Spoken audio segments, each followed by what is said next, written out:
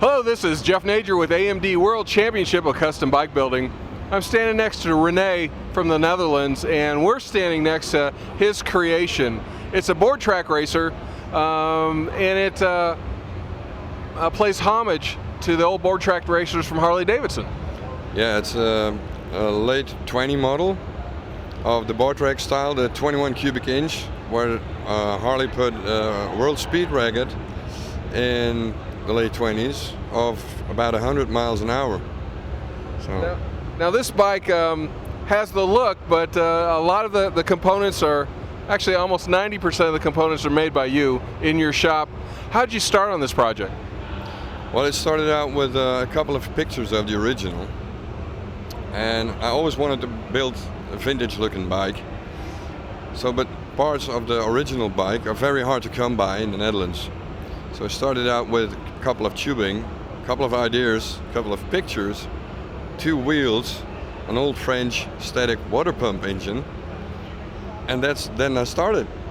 So this is a water pump engine that is the heart of this bike. Yeah, that's the thing that runs the whole show.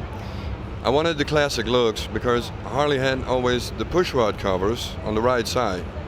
So I tear the engine apart, rebuild it, put it in the bike, but then I faced the next problem. It ran counterclockwise because this engine is not meant to be in a bike. So this is a front wheel drive? It started out like that. Now I had to make a reverse gear to make the rear wheel turn in the right direction. Took an old trapdoor from a Sportster bike. It had 2 wheels running to each other, and then it runs in the right direction. All right, all right. So how much horsepower does your engine make? 5 horsepower. A total of 5, and your expectations it'll run up to 100 miles an hour? Yeah, absolutely. Absolutely, we've got it here, folks. 5 horsepower, 100 miles an hour. I can't wait to see this thing actually run. You also did all the tank work by yourself, so talk about what you did for that. Okay, I wanted the gas tank, to look like the old tanks from the days. So I took a Mustang tank, I cut it up, and I started welding and hammering the sheet metal and made it real flat on the English wheel.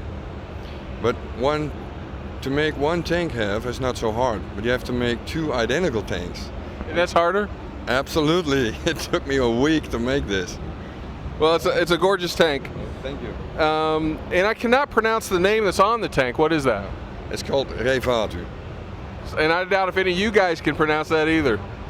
I used my own name, René van Tuil, and used from each the first 2 letters.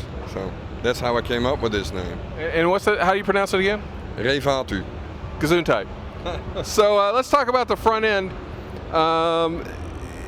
It's a girder front end, I believe. You'll need to correct me, but what kind of front end are we looking at?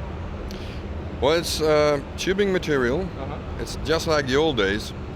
And the metal in the front, you see, it's just to make the fork a bit sturdier, so it doesn't bend at high speeds. It has, inside there, in the original ones, there is suspension. There was a spring, and that's why the little covers are underneath. You know, the green cloth has to keep dust and sand out of it, out of the mechanism. So we are looking at, there is springs inside those tubes? This is just for the looks, to give it the real classic look. Yes, it's got a very classic look. I noticed that we don't have any brakes on the front end, but I know we do have brakes. Where are the brakes on this bike? Well, I put the bike out of sight because I don't want to spoil the looks of the bike. It's a mini disc, brake disc from a mini bike, and it's all mechanical. There are small brake pads, just as big as a stamp, and it's underneath the clutch hub. It's on this side of the motor. And at a bike that probably weighs no more than 100 pounds, that's all you need, right? It's not really braking power, but you got to fill out of form. But it slows you down. It does slow you down. So you need your brakes and some heavy shoes. No, you hit the clutch, and then you hit the brakes. And then you go, whoa, baby. Yeah. So Talk about the wheels that I'm looking at. Are these standard issue motorcycle wheels? No, they come from kind of mountain bike type bicycle. They were sold in the Netherlands. The tires are German made, and they're alloy rims, 28-inch wheels, just like the original had, the size, but I couldn't get a hold of the original ones. So, sorry America. And the foot pegs? The foot pegs are special tools from Kent Moore.